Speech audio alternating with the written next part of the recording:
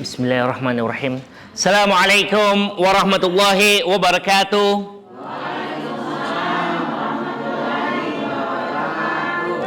Alhamdulillah hamdan katsiran thayyiban mubarakan fi wassalatu wassalam ala asyrafil anbiya wal mursalin habibina al mustafa Muhammad sallallahu alaihi wasallam wa ala alihi wa ashabihi wa man tabi'ahum bi ihsan ila yaumiddin, amma ba'd.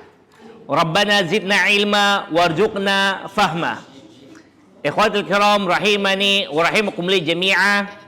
Alhamdulillah kita bersyukur kepada Allah Subhanahu wa taala yang masih memberikan rahmatnya, nikmatnya kepada kita semua. Alhamdulillah di hari ini kita masih diberikan nikmat kesehatan sehingga kita bisa bekerja, bertemu keluarga, dan alhamdulillah kita hari ini masih diberikan nikmat umur, nikmat kehidupan, sehingga kita masih bisa memanfaatkannya untuk beribadah kepada Allah Subhanahu wa taala. Ikhwani fiddin rahimani rahimakumullah jami'ah, bersyukurlah kepada Allah Subhanahu wa taala dan teruslah memohon, meminta kepada Allah Subhanahu wa taala agar tujuan utama kita berada di dunia ini, yaitu untuk beribadah kepadanya, bisa dimudahkan, bisa dilancarkan oleh Allah Subhanahu wa taala. Kita ketahui akhwati fillah rahimani wa rahimakumullah jami'ah, bahwasanya tidak semua orang mampu untuk beribadah kepada Allah Subhanahu wa taala. Tidak semua orang memiliki kesempatan untuk beribadah kepada Allah Subhanahu wa taala. Padahal kita semua tahu bersama, wa ma khalaqtul jinna wal insa illa liya'budun. Tidaklah Allah Subhanahu wa taala menciptakan jin maupun menciptakan manusia kecuali untuk beribadah kepadanya, mentauhidkan Allah Subhanahu wa taala. Dengan kata lain, kita yang masih diberikan kemudahan untuk kita beribadah, berzikir, berdoa, salat, membaca Quran, maka teruslah bersyukur kepada Allah Subhanahu wa taala. Perlu diketahui, banyak di luar sana saudara-saudara kita yang mereka tidak memiliki kesempatan untuk beribadah kepada Allah Subhanahu wa taala. Banyak saudara kita yang mereka sadar pentingnya ibadah, namun karena uzur seperti sakit ataupun ketidakmampuan lainnya membuat mereka tidak bisa beribadah kepada Allah Subhanahu wa taala. Ataupun perkara yang paling mendasar, betapa banyaknya umat manusia yang Allah ciptakan dan banyak orang-orang yang bersyahadat kepada Allah Subhanahu wa taala, bersyahadat kepada Rasulullah sallallahu alaihi wasallam, namun yang tergerak hatinya untuk mau beribadah kepada Allah Subhanahu wa taala hanya segelintir orang. Gak banyak. Oleh karenanya, saudaraku yang dirahmati Allah, Allah telah memberikan perintah kepada kita, la in syakartum la azidannakum. Bila mana kita mensyukuri nikmat yang Allah berikan kepada kita, nikmat waktu, kesehatan, keluarga, harta, dan berbagai macam nikmat yang kita dapatkan dari Allah, kita syukuri, maka nikmat tersebut akan ditambahkan oleh Allah Subhanahu wa taala. Dan sebaliknya, orang-orang yang dia subhanallah dapat umur, alhamdulillah ya, kalau kita mau bandingkan rata-rata umur manusia, maka kita jadikan standar adalah umur Rasulullah Sallallahu Alaihi Wasallam. Di sini mungkin ada hadirin yang lebih dari 60 tahun atau sudah 60 tahun? Belum ya, semua di bawah 60 tahun. Subhanallah. 50 tahunan ada? Nah, 2, 3 ya. Berarti rata-rata di bawah itu. Maka ketahuilah, kita ini tidak lama lagi akan dijemput oleh malaikat maut. Kita ini tidak akan lama lagi wafat. Mau orang tua, mau anak muda, bahkan bayi sekalipun, bila mana malaikat maut telah datang, maka tidak akan mundur ajalnya walaupun cuma sekian milidetik. Dan kematian itu perkara yang pasti, perkara yang hak. Kullu nafsin dha'iqatul maut. Setiap diri, setiap jiwa itu pasti akan merasakan kematian. Dan kita pun, ikhwani fiddin, semakin hari kita berjalan, terus menerus kita berjalan, maka suatu waktu kita akan tiba di sebuah pintu yang dinamai maut, kematian. Oleh karenanya, yang jadi pertanyaan bagi kita, bekal apa yang telah kita persiapkan bila nanti saat kita wafat, kita berada di hadapan malaikat yang mempertanyakan kepada kita, man rabbuk, man nabiyyuk, ma dinuk. Siapa Tuhanmu? Siapa nabimu? Dan apa agamamu? Bekal apa yang sudah kita siapkan agar lidah kita lancar? Dan sebelumnya lagi, kita tidak tahu apakah kita wafat bisa mengucapkan La ilaha illallah, atau malah kita wafat yang keluar dari mulut kita omongan yang tidak jelas. Dan terlebih lagi, tanyakan pada diri kita, apa yang akan kita persiapkan saat kita berada di hadapan Allah Subhanahu wa taala yang memperhitungkan segala perbuatan kita dari nol sampai kita wafat. Makanya hadirin yang dirahmati Allah, mari teruslah bersyukur kepada Allah Subhanahu wa taala, manfaatkan sisa waktu yang kita dapatkan ini agar dekat dengan Allah Subhanahu wa taala dan mendapatkan ridha Allah Subhanahu wa taala. Terlebih lagi, tidak lama lagi kita akan bertemu dengan seorang tamu yang agung, tamu yang mulia, penuh dengan keberkahan, yaitu bulan Ramadan. Persiapkan diri dari sekarang. Karena sekali lagi kita tidak tahu apakah kita akan merasakan Ramadan atau mungkin kita wafat sebelum Ramadan. Kita nggak tahu. Mungkin kemarin masih ada saudara kita, kolega kita, kawan kita yang candaria dengan kita, sekarang sudah tidak ada. Dan tidak semua orang, sekali lagi, tidak semua orang mendapatkan nikmat untuk beribadah kepada Allah Subhanahu wa taala. Semuanya dapat kesempatan, tapi tidak semuanya dapat menikmatinya. Maka beruntunglah orang-orang yang Allah gerakkan hatinya, berangkat dari rumahnya untuk berusaha menimba ilmu, duduk di majelis ilmu, salah satu taman surga Allah yang ada di dunia ini, untuk mempelajari firman Allah dan sabda Rasulullah sallallahu alaihi wasallam dengan harapan kita bisa selamat dunia dan akhirat. Akhwati fiddin rahimani rahimakumullah jami'ah. Pembahasan kita perihal tentang sholat 5 waktu. Dan kaitannya erat banget dengan kehidupan sehari-hari kita.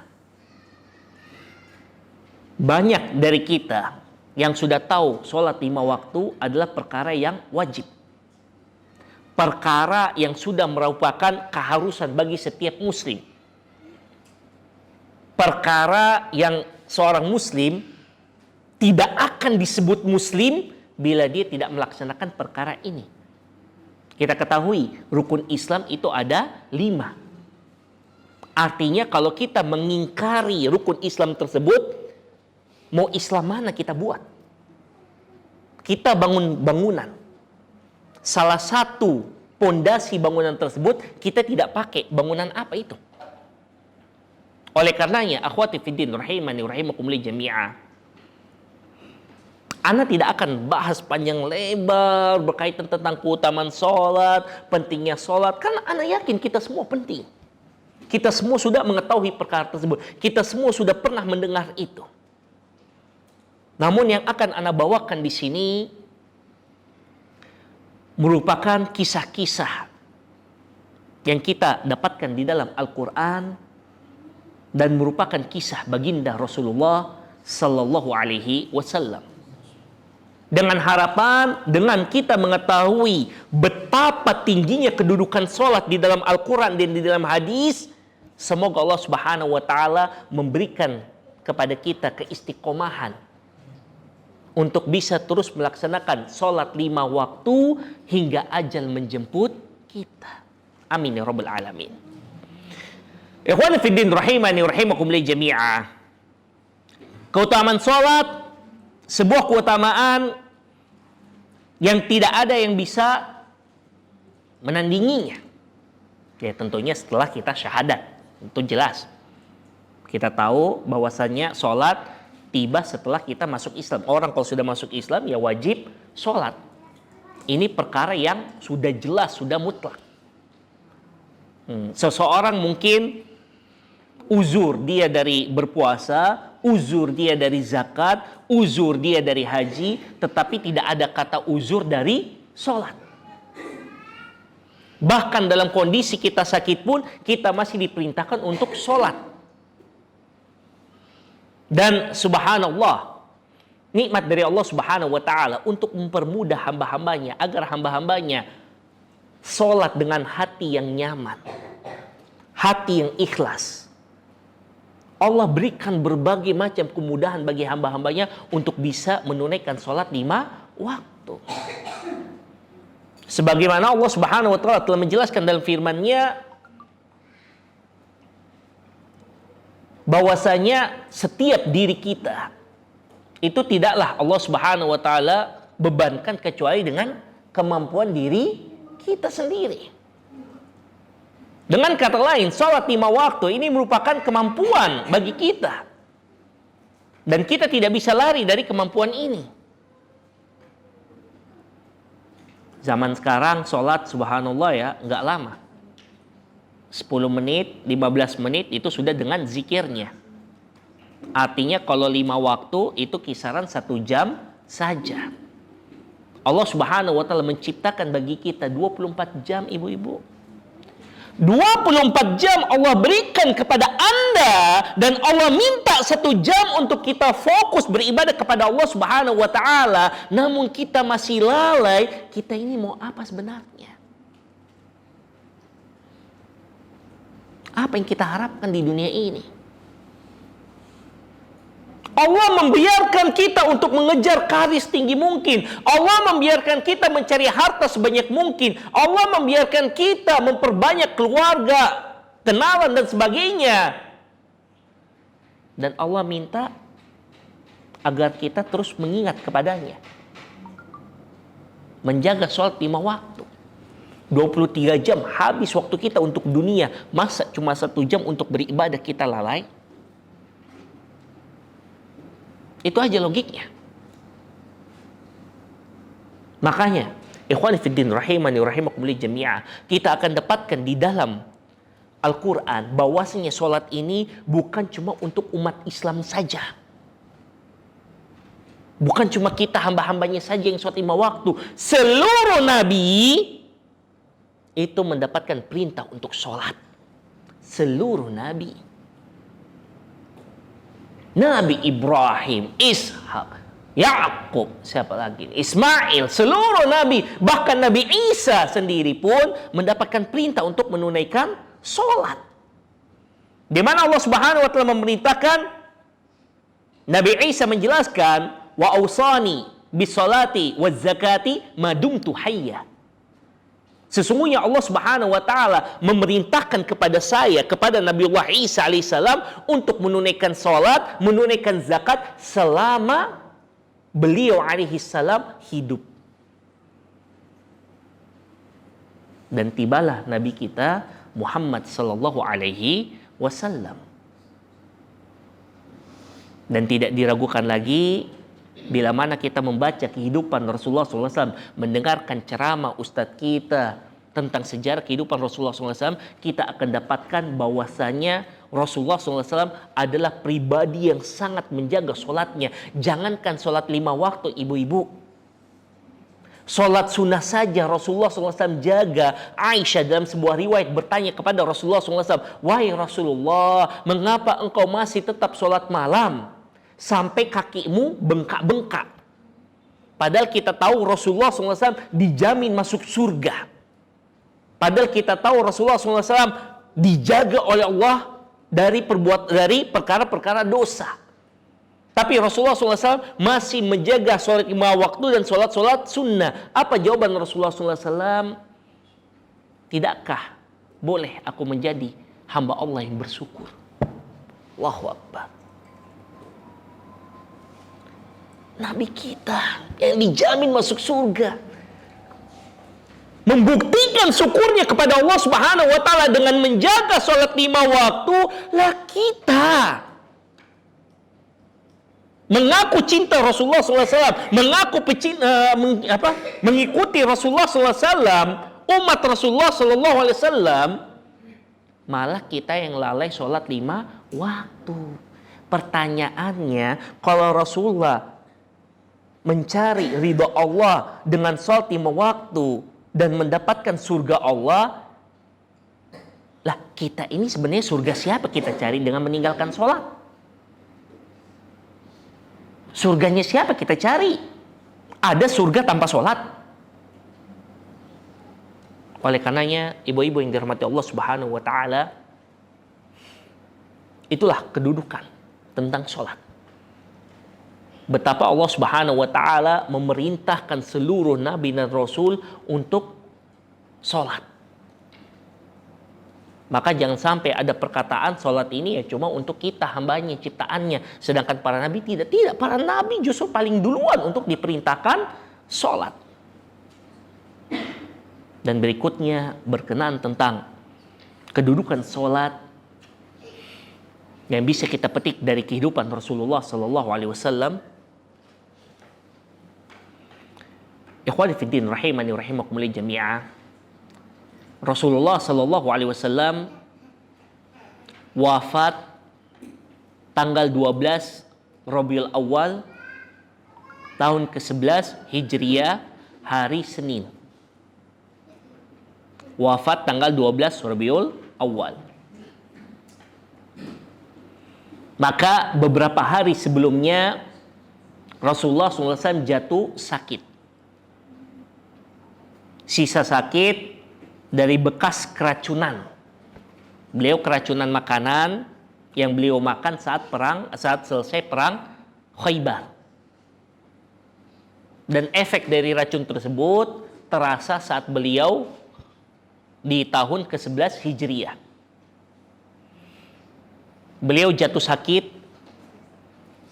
Dalam kondisi sakit tersebut, dalam kondisi lemah tersebut, beliau masih berusaha untuk tegak menuju masjid agar sholat. Beliau pingsan, para sahabat sedang menunggu Rasulullah SAW. Sadar, Rasulullah minta untuk dibopong. Maka Rasulullah SAW dibopong oleh kedua orang sahabat Nabi. Setibanya di situ, Rasulullah SAW meminta agar Abu Bakar yang sholat menjadi imam. Dan Rasulullah SAW dalam kondisi lemah tetap sholat bersama kaum muslimin. Ingat, Rasulullah yang dijamin masuk surga dalam kondisi terlemahnya pun masih sholat. Ini kondisi lemah, beliau benar-benar lemah, sakitnya itu membuat beliau susah jalan, minta untuk dibopong. Ini terkadang kita baru aja panuan, baru saja mungkin encok dikit, sudah tidak mau sholat. Banyak alasannya kita biar tidak sholat. Kendati bilangnya, oh saya datang bulan kok tiap hari. Kemudian, ikhwati fiddin rahimani rahimakumullah jami'ah. Tibalah hari Ahad yang beliau akhirnya pingsan, tidak sadarkan diri. Beliau pingsan sampai pagi harinya. Pas mau sholat subuh, Abu Bakar yang menjadi imam, para sahabat membuat shaf. Rumah Rasulullah SAW itu dempet dengan Masjid Nabawi. Sebelah kiri Masjid Nabawi ada pintu yang langsung masuk ke ruang tamu Rasulullah Sallallahu Alaihi Wasallam. Pas mau sholat subuh, Rasulullah bangkit, minta sama sahabatnya untuk dibopong. Melihat Rasulullah buka pintu, melihat para sahabat sedang menegakkan shaf, persiapan sholat. Melihat perkara tersebut, Rasulullah tersenyum. Senyuman bahagia. Melihat apa? Umatnya sholat. Bahagia Rasulullah melihat umatnya sholat. Dan kita semua mengetahui senyuman baginda Rasulullah SAW lebih indah daripada bulan purnama. Para sahabat yang hadir saat itu sangat bahagia melihat Rasulullah SAW tersenyum. Mereka menyangka Rasulullah sudah agak sehatan dan akan sholat bersama mereka. Padahal kondisi Rasulullah SAW mukanya pucat. Namun bahagia karena melihat umatnya sholat. Abu Bakar mempersilahkan, Rasulullah menyuruh lanjut karena Rasulullah tidak kuat. Itulah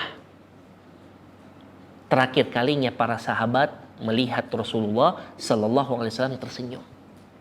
Karena di waktu duhanya Rasulullah SAW dalam kondisi sakaratul maut, yang Rasulullah SAW ingat untuk umatnya, as-salah, as-salah, wa ma malakat aimanukum.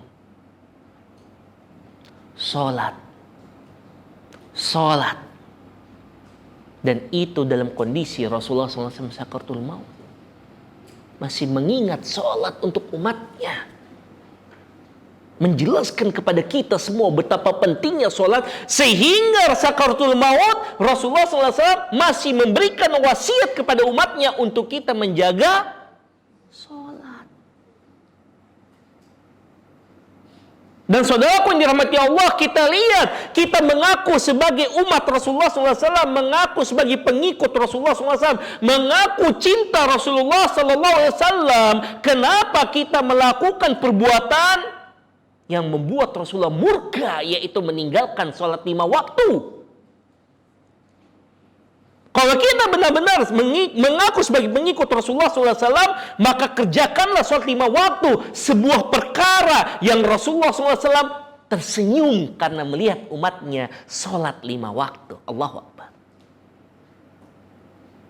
Rasulullah bahagia melihat umatnya sholat 5 waktu. Maka tolong tanyakan pada diri kita, bila kita mendapatkan godaan ingin meninggalkan sholat 5 waktu, kira-kira kalau kita sholat Rasulullah tersenyum, kalau kita tinggalkan sholat Rasulullah apa? Cinta apa murka? Tanyakan pada diri kita sebelum kita meninggalkan sholat 5 waktu. Ikhwani fiddin rahimani rahimakumullah jami'ah. Makanya para ulama menjelaskan perkara yang membuat hati dan mata Rasulullah SAW bahagia melihatnya adalah perkara sholat 5 waktu. Dan yang terakhir, ikhwani fiddin rahimani rahimakumullah jami'ah, sholat 5 waktu satu-satunya kewajiban, satu-satunya syariat Islam yang Allah berikan kepada hamba-hambanya secara langsung, cash, tanpa lewat perantara. Kalau kita baca sejarah syariat Islam ini, yang bawa dari Allah kepada Rasulullah siapa?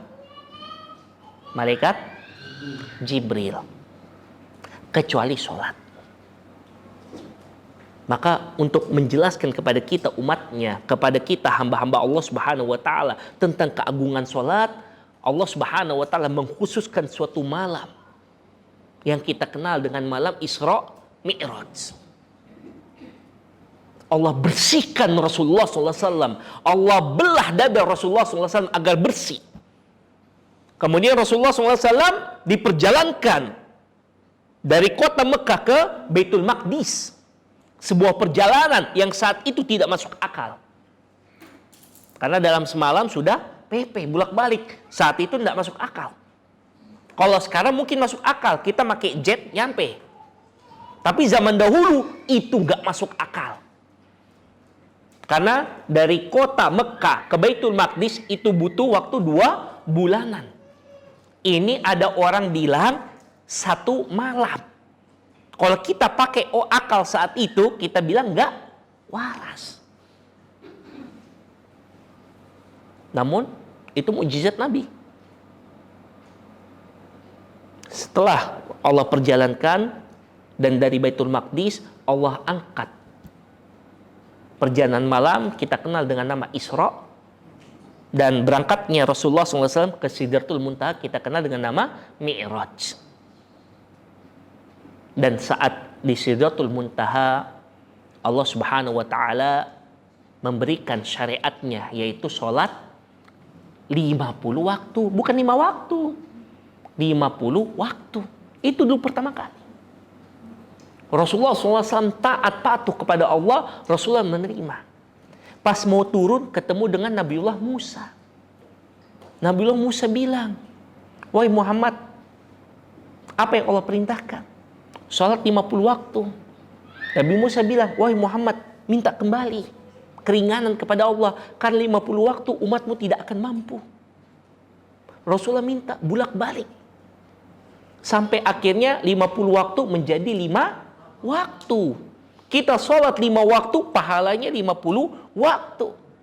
Dan pas turun lagi, ketemu dengan Nabi Musa. Nabi Musa tanya lagi, "Wahai Muhammad, bagaimana? Sekarang sudah jadi 5 waktu." Nabi Musa masih bilang, "Minta lagi, umatmu tidak mampu." Subhanallah. Dan itu nyata zaman sekarang. Kita dapatkan banyak kaum muslimin mengaku sebagai umat Islam, sholatnya ikhwani fiddin sepekan sekali. Bahkan anak pernah dapatkan orang yang bangga, Ustaz, alhamdulillah, sholat setahun 2 kali, Ustaz. Masih sempat bersyukur. Bangga dia setahun 2 kali. Harusnya jangan bangga, bilang inna lillahi wa inna ilaihi roji'un. Kok malah bangga sholat setahun 2 kali? Coba lihat. Nabi Musa bilang, "Muhammad, minta lagi. 5 waktu itu umatmu akan banyak yang keberatan." Tapi Rasulullah SAW bilang, "Saya sudah malu." Akhirnya turun, jadilah syariat Islam, sholat 5 waktu, tapi pahalanya 50 waktu. Makanya ikhwan fiddin rahimani rahimakumullah jami'ah, itulah 3 penjelasan tentang kedudukan sholat. Walaupun banyak, Anda cukupkan 3 ini agar kita sadar perkara sholat 5 waktu perkara yang tidak remeh, perkara yang tidak enteng, jangan kita gampangkan. Dan Allah sudah berikan kita kemudahan. Ya Allah, kurang apa lagi? Tidak bisa kita berdiri. Ustaz, saya asam urat, Ustaz, saya keseleo, Ustaz, saya terkilir, Ustaz, atau saya mungkin kayak kesemutan, Ustaz. Duduk, ambil kursi, sah, boleh.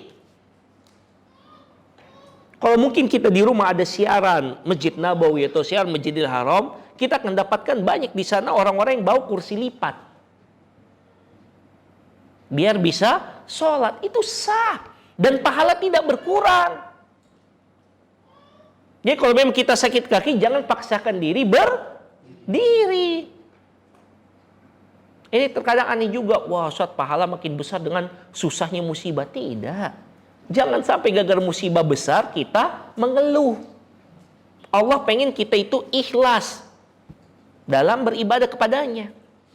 Dan saat kita tidak bisa duduk, kita berbaring, sah, boleh. Kita tidak bisa kena air, tayamum. Ya Allah, kurang gampang apa lagi ini? Kita susah bergerak, Ustaz, saya tidak bisa gerak tangan. Isyarat pakai mata, sah. Saking gampangnya, kalau commute tidak bisa sholat lagi, ana sholatin. Kurang gampang apa lagi ini?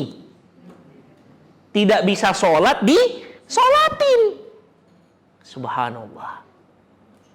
Makanya itulah bahwasanya kedudukan sholat begitu luar biasanya hingga para nabi diperintahkan oleh Allah untuk sholat. Rasulullah SAW sebelum wafat yang membuat dia bahagia adalah sholat, dan sholat adalah syariat yang langsung Allah berikan kepada Rasulullah secara langsung tanpa perantara malaikat Jibril di Sidratul Muntaha. Maka jangan ragu untuk melaksanakan sholat 5 waktu. Dan bila mana kita merasa kok hidup saya susah, kok rezeki saya lambat, kok karir saya terhambat, coba koreksi, mungkin sholat kita belum beres. Perlu diketahui, dalam sebuah sejarah, sebuah kisah peperangan saat pembebasan wilayah Irak antara kaum muslimin dengan Persia, ada salah satu wasiatnya Umar bin Khattab yang luar biasa menarik, di mana wasiat ini berisikan rahasia kenapa umat Islam bisa menang mengalahkan negara-negara adidaya. Cek saja dalam buku-buku sejarah, kita akan dapatkan para kaum muslimin saat berperang itu kalau hitung-hitungan kita sudah kalah. Kalau main hitung-hitungan jumlah, kita sudah kalah. Mau jumlah perbekalan, kita sudah kalah. Tapi kok umat Islam bisa menang? Strategi paling cuma sekian persen.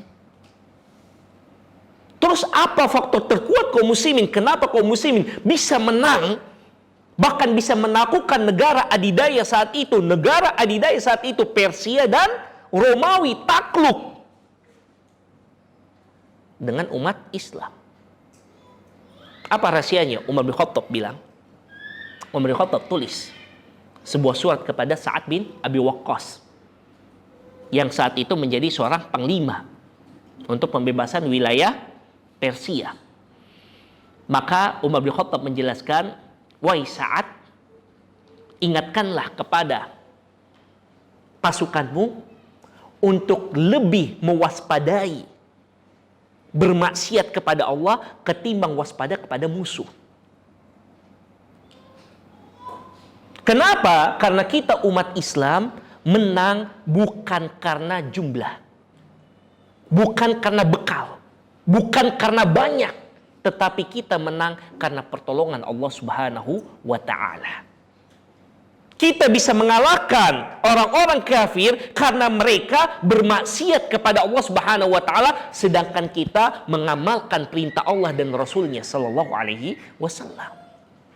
Maka saat bila mana kita umat Islam juga meninggalkan perintah Allah dan Rasulnya, kita umat Islam bermaksiat kepada Allah, bermaksiat kepada Rasulullah, apa bedanya kita dengan orang kafir? Nah, kalau sudah tidak ada bedanya, maka kita akan kalah jumlah, kalah bekal, dan kalah banyak.